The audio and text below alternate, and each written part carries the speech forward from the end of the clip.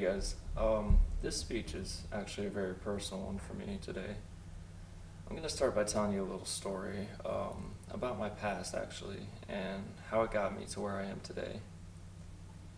Now, when I was younger, I absolutely loved to play sports. I played football, hockey, I golfed, I did everything. I loved it, and I looked forward to going outside and playing with my friends at the end of the day after school, and it was what I looked forward to.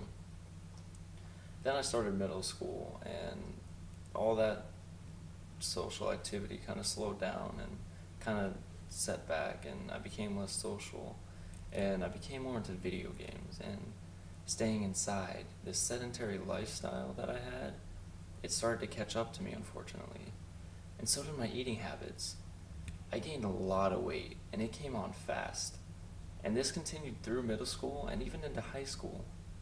And at the worst of it, I was 5'8" and almost 200 pounds, maybe even more. This is considered well overweight for my age and my size I was. And of course, I was in high school, so I was comparing myself to everyone, and I felt like I was being compared to everyone. I would get teased, people would look at me differently, and this in turn caused me to eat more to make myself feel better. It was a vicious cycle, honestly. This self-image problem kept me from experiencing my life to the fullest and enjoying high school like I should have. I would not take pictures with people.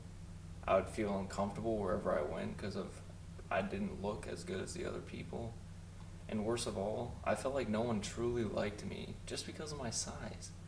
But I later realized that was not true. Now, after high school, I realized that there needed to be a change, and I needed to fix what was going on in my life. And so I did just that. I was feeling great, and I was looking even better.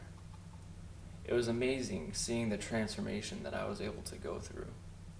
But for some reason, I still struggled with that self-esteem issue. And I'll be honest with you, I still do, even till this day. The reason I'm telling you guys this is because it's a serious problem that a lot of people deal with, but many are too afraid to step forward and say something about it. Dr. McDonald said that the most basic task for one's mental, emotional, and even social health, which begins in infancy and continues until one dies, is a construction of his or her positive self-esteem. And I completely agree with that. Self-esteem greatly impacts the everyday life of an individual. People with higher self-esteem will cope with challenges easier. They'll disregard this negative comments and the negative feedback given to them, and most importantly, they'll live a happier and freer life. Alongside, their mental health is a lot more stable than those with lower self-esteem. It's true. And living with low self-esteem can be for many reasons, whether it was me with the weight problem that I suffered, or it could be someone isn't happy about their looks, or they're not on the same social status as someone else, or even popularity.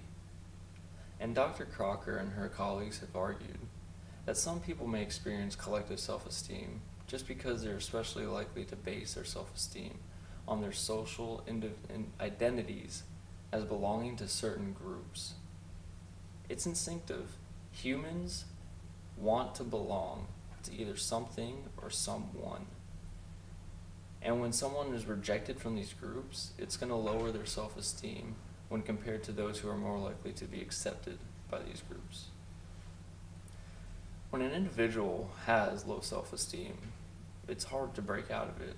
I realize that, and I know because I'm still struggling with it to this day. He or she can constantly talk bad about themselves or compare themselves to any other individual who they perceive as better, whether it's true or not.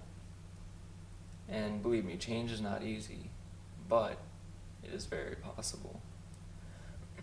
According to the University of Austin, Texas, there are 3 steps that are commonly used to build self-esteem. Step 1, change your inner voice. Try to see the positive, even in the negative. Don't talk down to yourself, talk yourself up. Step 2, show compassion for yourself. Now, what this means is treat yourself how you would treat others. Be gentle with yourself rather than critical. And again, build yourself up. And finally, step 3, get help from others. It may be hard to ask for, but no one's going to be judgmental. They're willing to help you.